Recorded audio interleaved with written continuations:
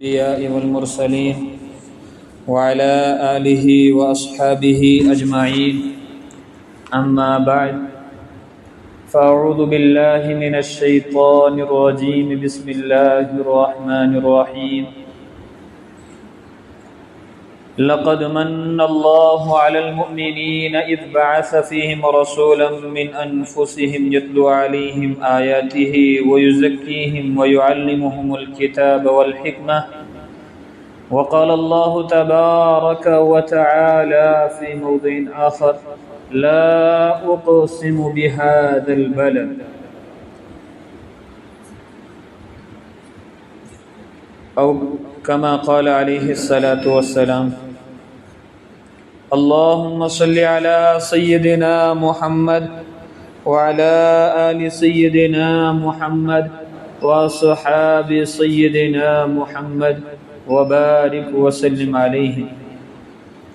اللهم صل على سيدنا محمد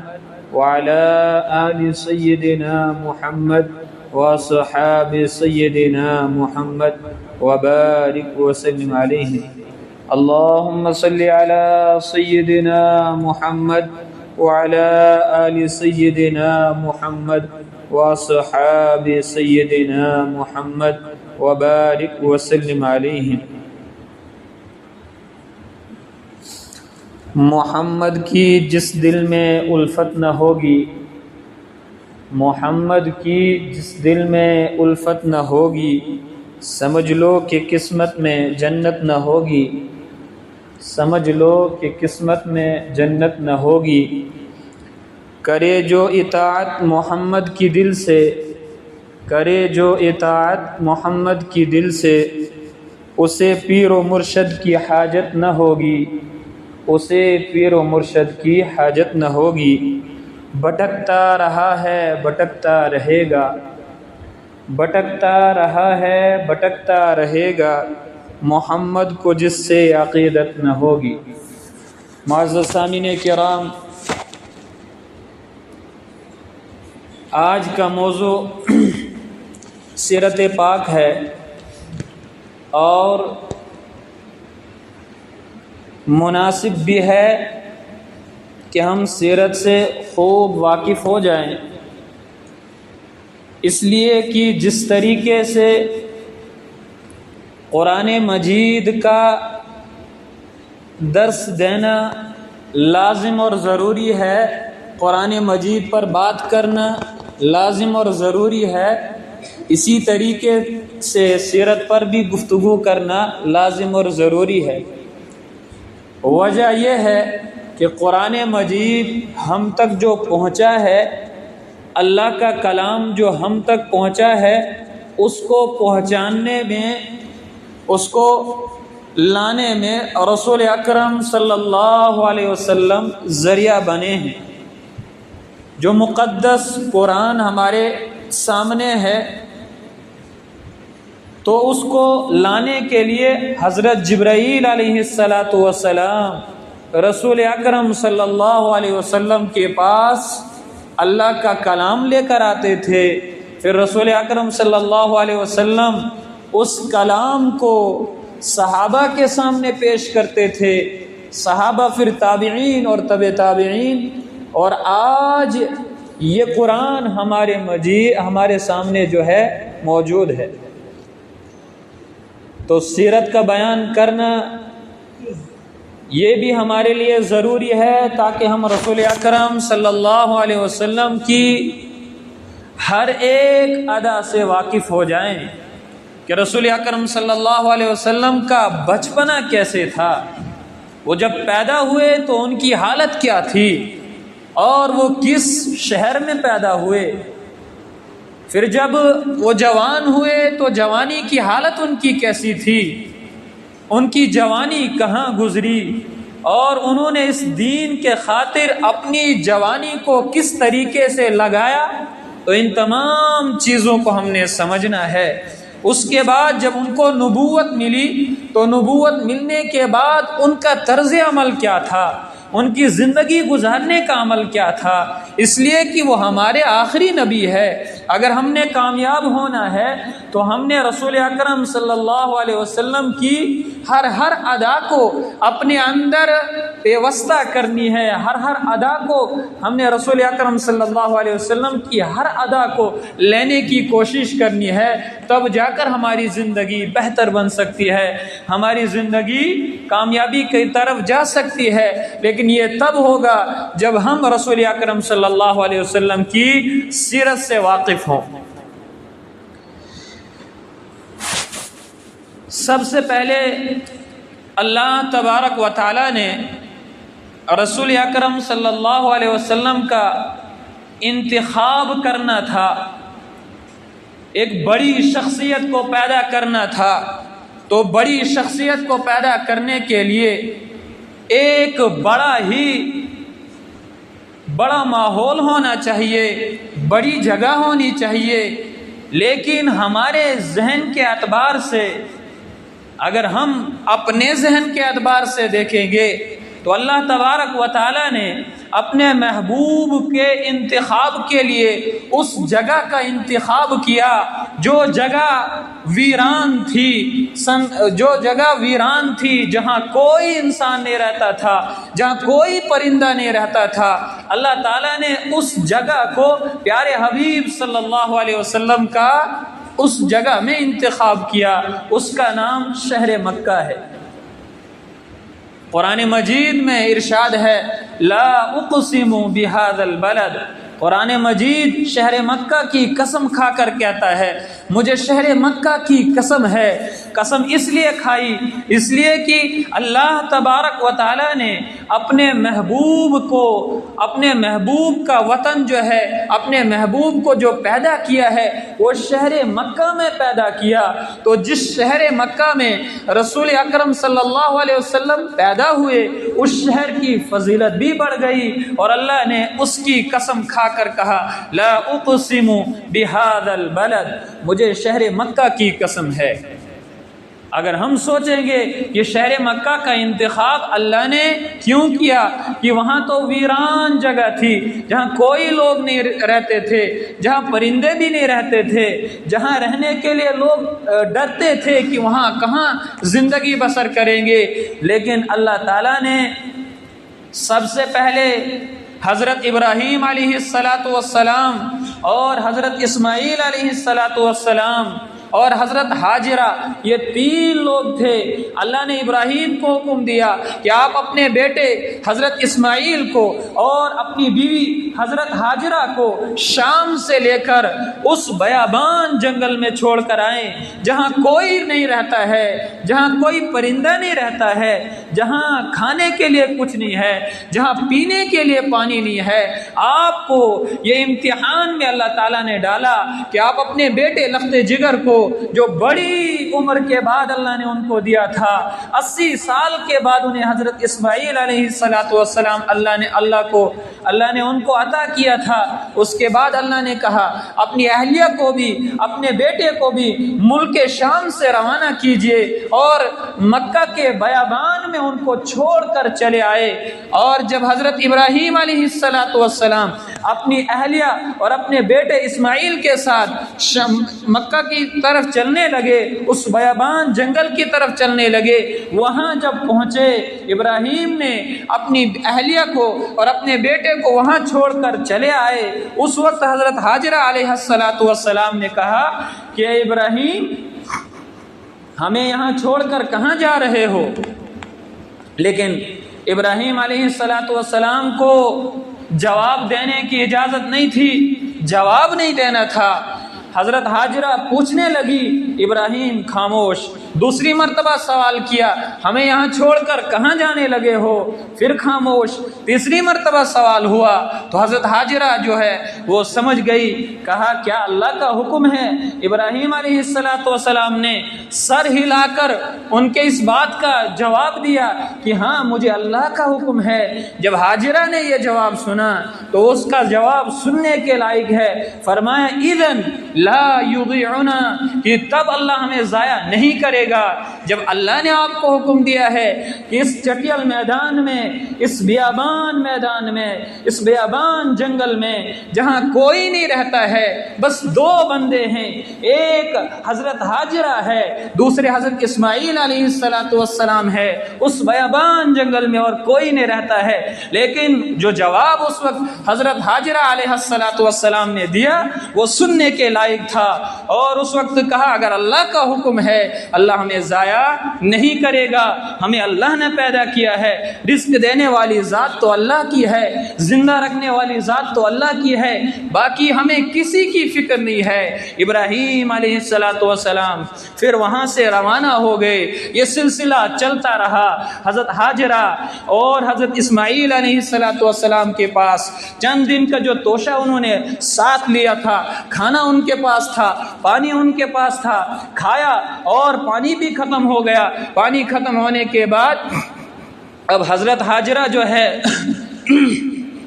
پانی کی تلاش میں کہ بیٹے کو پیاس لگی ہے، اب بیٹے کو پانی پلانا ہے، پانی تو یہاں موجود نہیں ہے، وہاں کسی قسم کا کوئی پانی نہیں تھا۔ پھر حضرت ہاجرہ صفا سے دوڑی مروہ کی طرف، مروہ سے چکر لگایا صفا کی طرف، پانی کی تلاش میں ایک جگہ سے دوسری جگہ، دوسری جگہ سے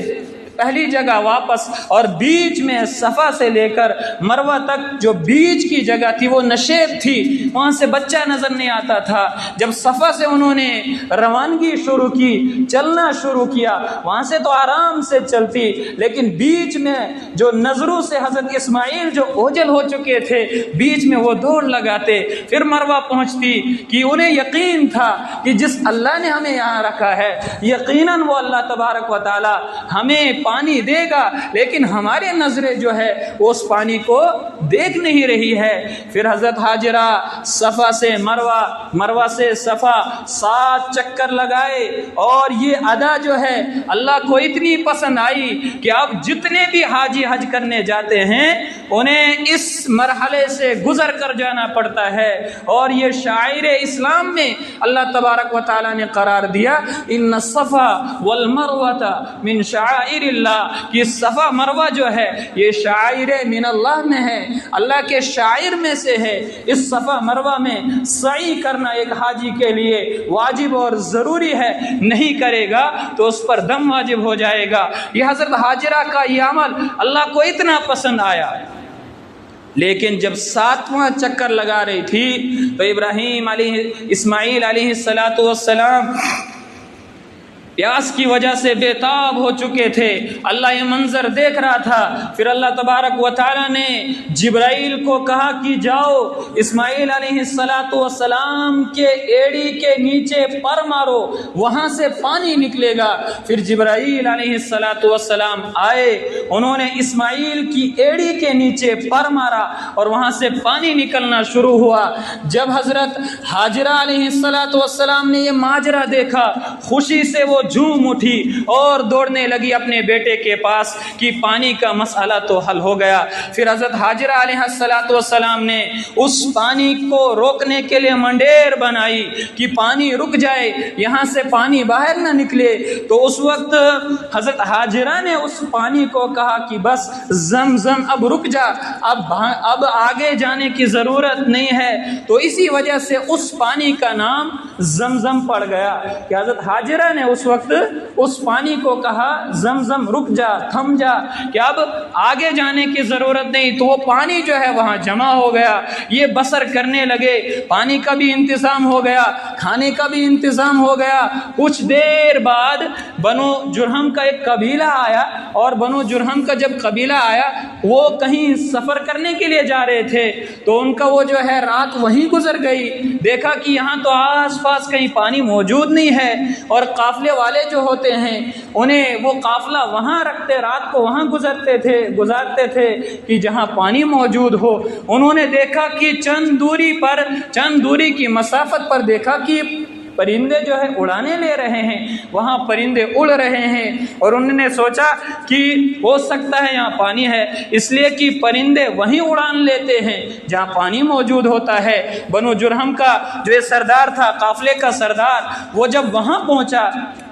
حضرت ہاجرہ علیہ السلام کے پاس، دیکھا کہ وہاں یہ دو بندے موجود ہے، پانی بھی ہے، حضرت حاجرہ اور حضرت اسماعیل علیہ السلام۔ پھر بنو جرہم کا جو سردار تھا اس نے حضرت حاجرہ علیہ السلام سے اجازت مانگی کہ ہم یہاں ٹھہرنے کی ہمیں اجازت ہے، ہم یہاں ٹھہر سکتے ہیں؟ تو حضرت حاجرہ علیہ السلام نے کہا کہ آپ ٹھہر سکتے ہیں، آپ بسر کر سکتے ہیں، یہاں اپنی زندگی گزار سکتے ہیں۔ یہ بنو جرہم کا قبیلہ وہیں ٹھہر گیا، پھر وہیں انہوں نے قبضہ کیا۔ قبضہ کرنے کے بعد یہ بستی جو ہے شہر مکہ اب بستی بننے لگی، یہ شہر مکہ بستی میں تبدیل ہو گیا۔ بنو جرہم کا پورا قبیلہ وہاں آیا، لوگ بڑھنے لگے، آبادی بڑھنے لگی، حضرت حاجرہ حضرت اسماعیل بھی اب بڑھنے لگے۔ پھر وہاں سے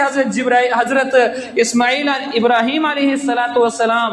چند سالوں کے بعد آئے کہ میں اپنی بیوی کو نظر دوں، اپنے بیٹے کو نظر دوں کہ ان کا حال کیسا ہے۔ ابراہیم علیہ السلام جب واپس مکہ شہر مکہ میں آئے اس وقت وہ بستی تھی، چند لوگ تھے، چند مکانات بنے ہوئے تھے۔ بنو جرہم کا وہ جو قافلہ آیا تھا، قبیلہ آیا تھا، انہوں نے وہیں زندگی گزارنا شروع کی۔ ابراہیم علیہ السلام نے دیکھا یہاں تو بستی بن چکی ہے، اور جب بستی بن چکی ہے تو ابراہیم اور اسماعیل علیہ السلام اب یہ تھوڑے بڑے ہو گئے۔ اس کے بعد وہاں جب ابراہیم علیہ السلام پہنچے ان کو وہ خواب یاد آتا ہے کہ حضرت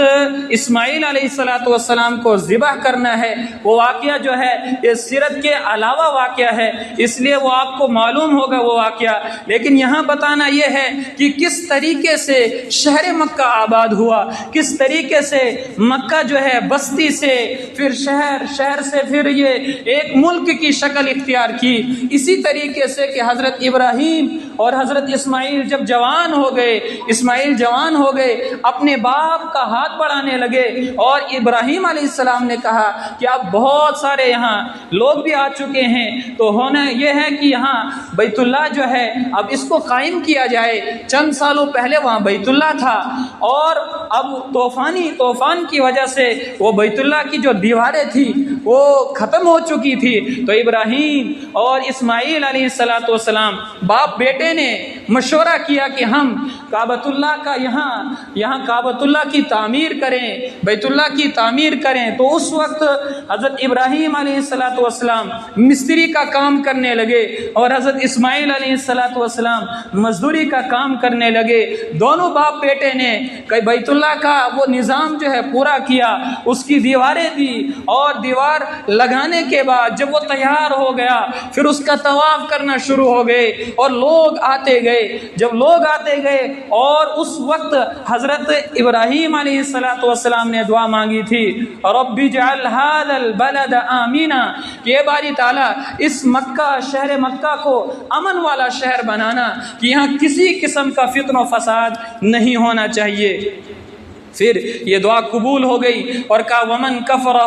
فامتعہ قلیلا ثم اضطرہ الی عذاب النار، جو مانے گا وہ بھی اگر یہاں آئے گا وہ بھی امن و امان میں ہوگا، اور جو نافرمانی کرے گا، اللہ کہہ رہے ہیں کہ جو نافرمانی کرے گا تو تھوڑی دیر کے لیے اللہ تبارک و تعالیٰ اس کو اس زندگی میں، اس مختصر سی زندگی میں اس کے لیے بھی آسانی فرمائیں گے، لیکن ثم اضطرہ، پھر اس کو مجبور کریں گے الی عذاب النار، عذاب علیم کی طرف مجبور کریں گے۔ جب یہ آنکھ بند ہو جائے گی، اور جو شخص اللہ کی نافرمانی اس دنیا میں کرتا ہے پھر اللہ تبارک و تعالیٰ اس کو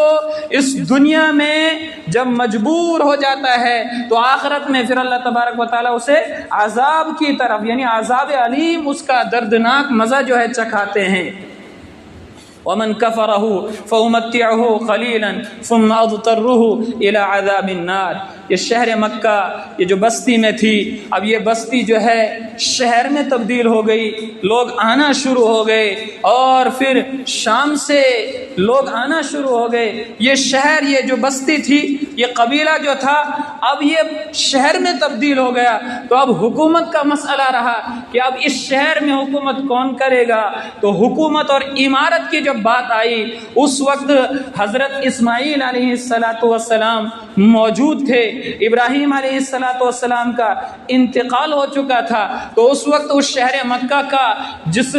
شخص نے حکومت سنبھالی وہ حضرت اسماعیل علیہ السلام سے 137 سال تک انہوں نے شہر مکہ میں حکومت کی۔ پھر اس کے بعد ان کے 2 بیٹے آئے اور پھر انہوں نے حکومت کی۔ یہ حکومت چلتی گئی اور یہ بستی جو ہے شہر مکہ میں تبدیل ہو گئی۔ اسی طریقے سے قرآن مجید پھر اس شہر کی قسم کھاتا ہے، لا اقسم بہذا البلد، مجھے قسم ہے شہر مکہ کی۔ قسم کیوں کھائی؟ اس لیے قسم کھائی کہ اس میں اب پیارے حبیب رسول اکرم صلی اللہ علیہ وسلم پیدا ہونے والے ہیں، کہ جس کی نسبت،